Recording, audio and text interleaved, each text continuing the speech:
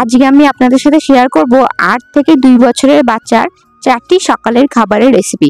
তাহলে ভিডিওটি স্কিপ না করে প্লিজ দেখতে থাকুন। যদি ভালো লাগে তাহলে লাইক কমেন্ট শেয়ার করবেন, আর যারা নতুন আছেন তারা চ্যানেলটি সাবস্ক্রাইব করে অবশ্যই পাশে থাকবেন। চলুন তাহলে ভিডিওটি শুরু করি।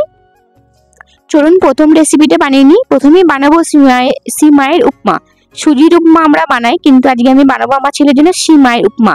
সেজন্য আমি কারি পাতার সরষে নিয়ে নিয়েছি, এখানে সিমাই নিয়েছি। এই সিমাইটা কিন্তু আমার চালের সিমাই, আপনারা এমনি সিমাইও ব্যবহার করতে পারেন। আর এখানে ক্যাপসিকাম, গাজর আর পেঁয়াজ আমি কুচি নিয়ে নিয়েছি। বেশ সরু সরু করে পাতলা পাতলা করে কুচি করেছি, কারণ এগুলোকে আমি ভাপাবো না, ডাইরেক্ট ইউজ করব। তারপর আমি একটা কড়াই নিয়ে নিয়েছি। কড়াই আমি কিছুটা পানি দিয়ে দেবো।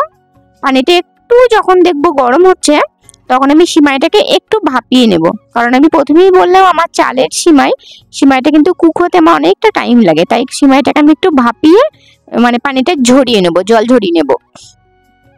আপনাদের যদি নর্মাল সিমাই হয় তাহলে কিন্তু আপনারা আর সিমাইটা ভাপাতে যাবেন না, ডাইরেক্ট কুক করার সময় দিয়ে দেবেন। কখন দেবেন সেটা বলছি। এখানে আমি সামান্য পরিমাণে একটু লবণ দিয়ে দিয়েছি, আর আমি 1 চামচ মতো মানে অয়েল দিয়ে দেবো। এবার এটা আমি 90% কুক করে নেব। বেশ মিনিট 15 মতো কুক করে নিয়েছি, কারণ ডাইরেক্ট যখন বাবুকে এই সিমাইটা দুধের সাথে আমি রান্না করে দিয়েছি তখন অনেকটা সময় লাগে সিদ্ধ হতে। মানে পুরো চালের সিমাই আমার সিদ্ধ হয়ে গেছে, মানে ভাত হতে যতটা টাইম লাগে এটাও টাইম লাগে। আমি একটা স্ট্রেনারের সাহায্যে এটাকে আমি জলটা ঝরিয়ে নেব, আর ঠান্ডা পানি দিয়ে একটু ধুয়ে নেব, তাহলে কুকিং প্রসেসটা বন্ধ হয়ে যাবে, সিমাইটা আমার গলে যাবে না। আমি ঠান্ডা পানি দিয়ে ধুয়ে নিয়েছি পরিষ্কার করে। এবার চলুন নেক্সট পার্টটা শুরু করি। আমি কড়াইটা একটু ভালো করে মুছে নেব টিস্যু দিয়ে। আপনাদের যদি এমনি সিমাই হয় তাহলে আপনারা এখান থেকে শুরু করবেন।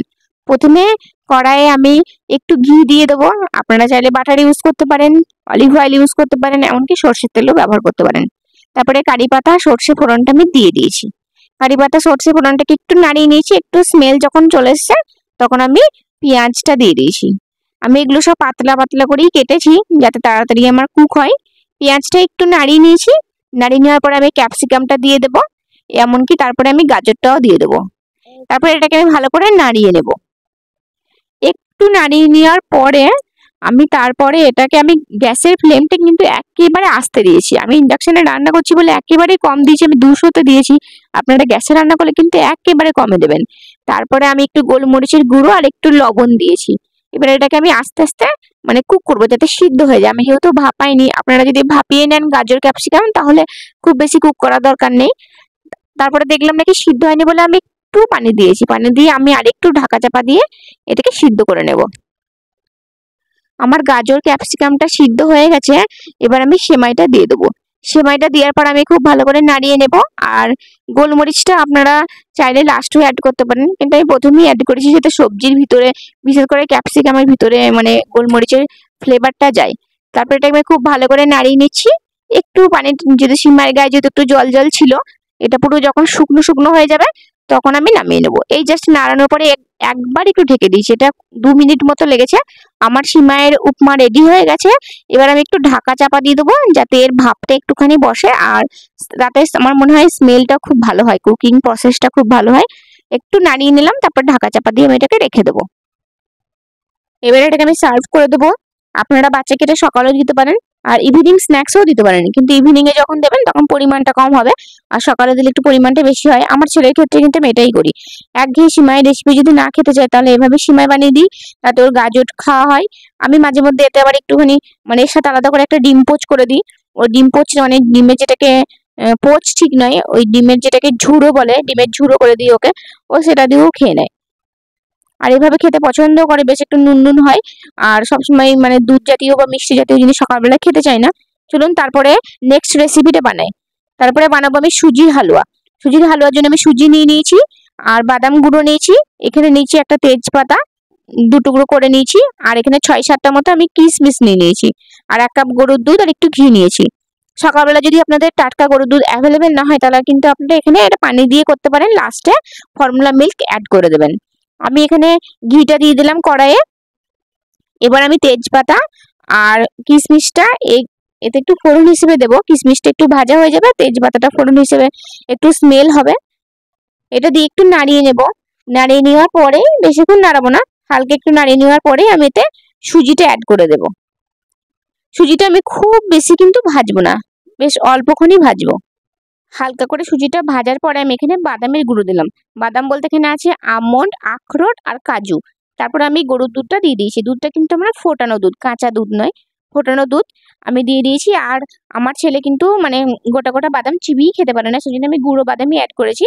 তারপরে একটু ঢাকা চাপা দিয়ে দিয়েছি। সুজি কিন্তু একটু আস্তে দিয়ে রান্না করতে হয়, নাহলে সুজি দানা দানা থাকে, হজম করতে একটু সমস্যা হয়। তারপরে এখানে আমি দিয়ে দিয়েছি 1 চামচ মিষ্টি গুঁড়ো। যেহেতু গরুর দুধ দিয়েছি, গরুর দুধ দিলে কিন্তু মিষ্টি হয় না, কিন্তু ফর্মুলা দুধ অ্যাড করলে গরুর দুধের পরিবর্তে পানি দিয়ে দেবেন আর লাস্টে ফর্মুলা মিল্ক দিয়ে দেবেন, মানে শুকনো। কিন্তু সেখানে আলাদা করে চিনি বা মিষ্টি কোনো কিছু দেওয়ার দরকার নেই। আমার ছেলের খাবারে আমি চিনি দিই না, গুড় অ্যাড করি আর মিষ্টি অ্যাড করি। গুড়টা আমার কাছে অ্যাভেলেবেল ছিল না, তাই মিষ্টি অ্যাড করেছি।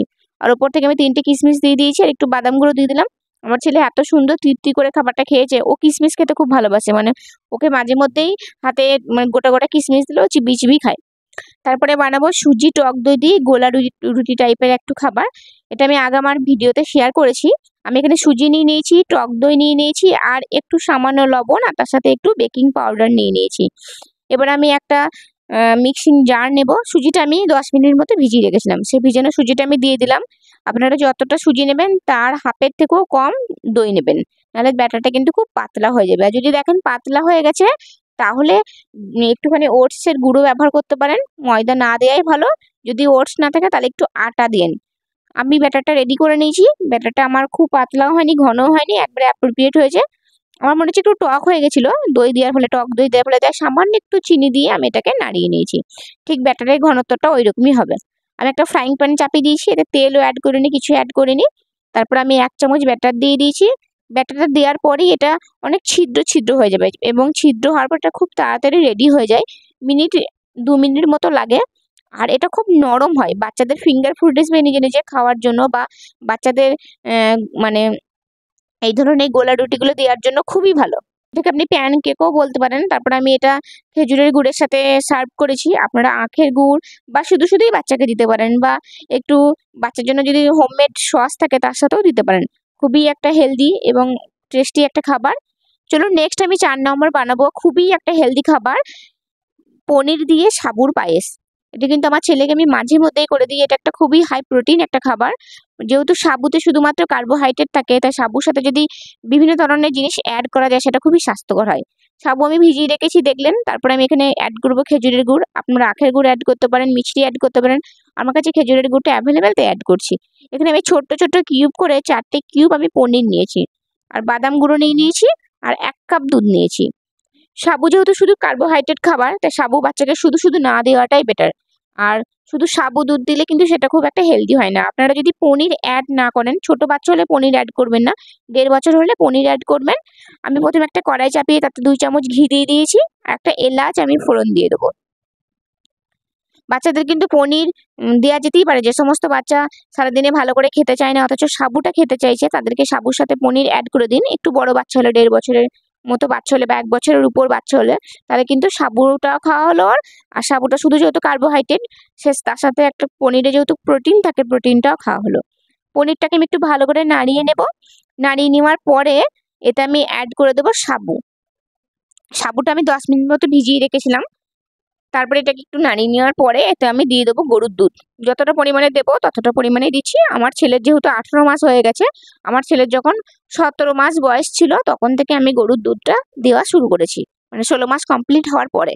তারপরে এটাকে আমি ভালো করে নাড়িয়ে নেব। নাড়িয়ে নেওয়ার পরে একটু ঢাকা চাপা দিয়ে কুক করে নেব। মাঝে মধ্যে নাড়িয়ে দিতে হবে, না সাবু নিচেতে খুব লেগে যায়। এটাকে আমি নাড়িয়ে দিচ্ছি। আপনারা চাইলে এর সাথে পনির না দিয়ে খেজুর অ্যাড করতে পারেন, গাজর অ্যাড করতে পারেন, রাঙা আলু অ্যাড করতে পারেন। বিভিন্ন ধরনের জিনিস সাবুর সাথে বা সুজির সাথে অ্যাড করে খাওয়ানোই বাচ্চাকে বেশি ভালো। তারপর আমি গুড়টা দিয়ে দিয়েছি। আপনাদের কাছে গুড় না থাকলে আখের গুড় দিতে পারেন, নাহলে মিছরি দিতে পারেন। আর আপনার বাচ্চা যদি চিনি খায় তাহলে চিনি দিতেই পারেন, আমি চিনি দিই না। এটাকে আমি ভালো করে নাড়িয়ে নিচ্ছি। আমার নিচে একটু লেগে লেগে গেছে, একটু ঘন করে নিলেই আমার খাবারটা রেডি হয়ে যাবে। সাবু আমার কুক হয়ে গেছে। তারপরে এতে আমি একটু বাদাম গুঁড়ো দিয়ে দিলাম উপর থেকে। বাদাম গুঁড়ো দেওয়ার পরে আমি এটাকে আরেকটু ঢাকা দিয়ে রেখে দেবো। আমি কিন্তু আমার ইন্ডাকশনটা বন্ধ করে দিয়েছি। আপনাদের গ্যাসে রান্না করলে গ্যাসের ফ্লেমটা বন্ধ করে একটু নাড়িয়ে নেবেন। সাবু একটুখানি পরে কিন্তু একটু ঠিক হয়ে যায়। আমি একটু ঢাকা চাপা দিয়ে রাখার পরে আমার সাবুটা একটু ঠিক হয়ে গেছিলো। তারপরে আমি সার্ভ করে দিয়েছি। আর এই গরমে সাবু তো বাচ্চাদের জন্য খুবই ভালো, কারণ সাবু সহজ পাচ্ছ। আপনারা যদি পনির অ্যাভয়েড করতে চান, অ্যাভয়েড করে ওখানে খেজুর অ্যাড করতে পারেন, বা আপনারা ছানা অ্যাড করতে পারেন। আমি এখানে একটু খেজুর দিয়ে ডেকোরেশন করে দিয়েছি। এই ছিল আমার রেসিপি। চলুন তাহলে ভিডিওটি আজকের মতো এখানে শেষ করি। আপনারা ভালো থাকবেন, সুস্থ থাকবেন। আমার ভিডিও যদি ভালো লাগে তাহলে লাইক কমেন্ট শেয়ার করবেন। আর যারা নতুন আছেন তারা চ্যানেলটি সাবস্ক্রাইব করে অবশ্যই পাশে থাকবেন। ভিডিওটি এতক্ষণ দেখার জন্য অনেক অনেক ধন্যবাদ। আমার ছেলেকে রেসিপিগুলো আমি আগে দিয়েছি, তারপরে আপনাদের সাথে শেয়ার করলাম।